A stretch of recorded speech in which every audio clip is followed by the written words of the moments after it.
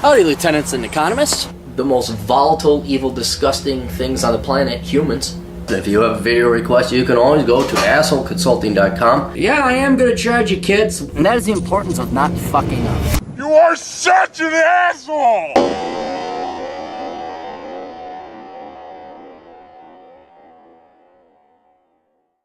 Hello, lieutenants and economists. I have received a nice compliment. Someone read one of my books and said, "You're a great author. I'm not, I'm just telling you the truth. You're a great author, like your writing, blah, blah, blah.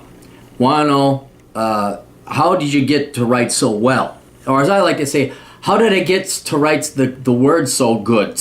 That's how I like to do it. Because remember, I did flunk out of 7th grade English.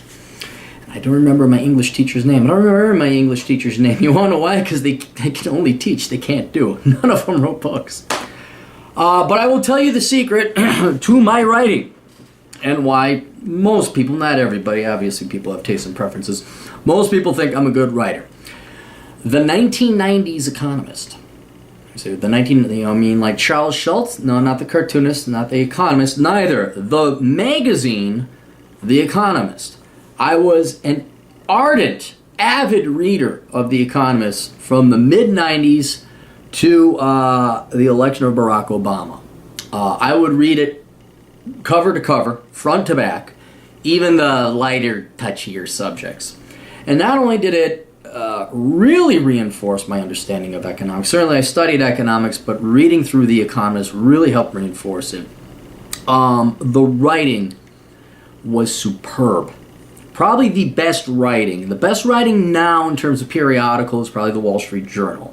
But The Economist just blew it away, and I won't lie, in part because they were, the British.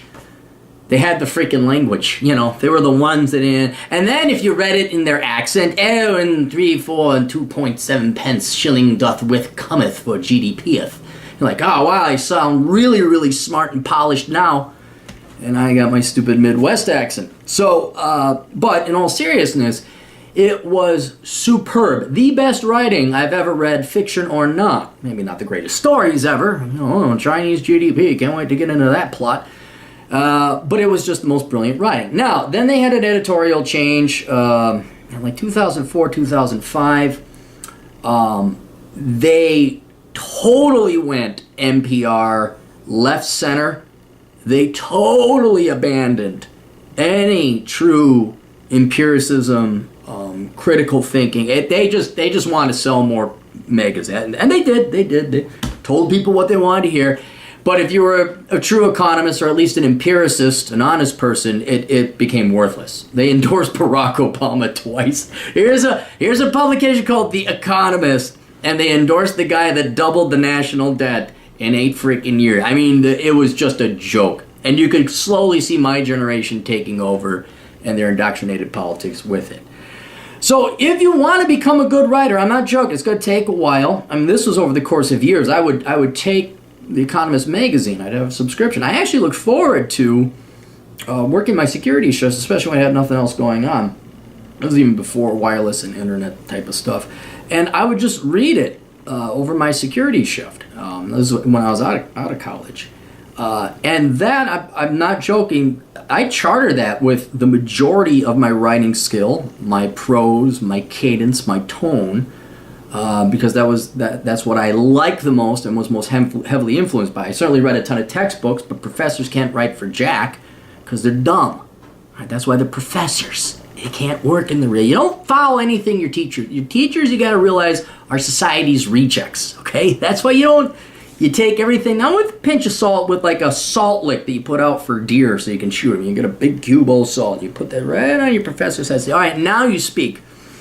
And then you go away and look it up on the internet. But yeah, if you want to become a good writer, or you like my writing style, I would strongly advise for you to get old backup copies of The Economist back in the 90s.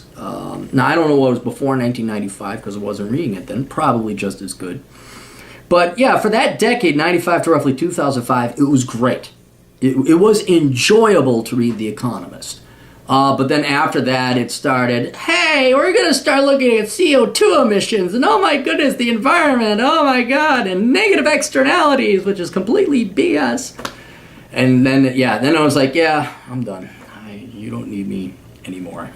And now people who really get The Economist, they don't even read it. They just have it. So be, oh my God, you read The Economist? Yes, I do. Never been opened.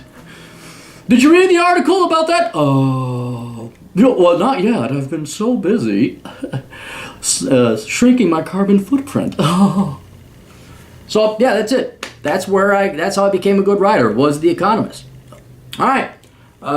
Questions, answers, asshole.consulting.com. Books, what you like. They're on Amazon. Sit here and Clarity. Podcast things, stuff. All in the description in that little box below that nobody clicks on, but you should. I'll put all links to everything there. We'll see you all later. Toodles.